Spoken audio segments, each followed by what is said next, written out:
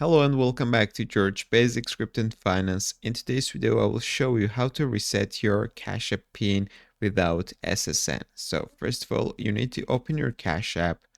Then you need to click your profile icon in the top right. You need to scroll all the way down and you will see support. You need to click it. And in the search, type reset PIN and select reset Cash App PIN.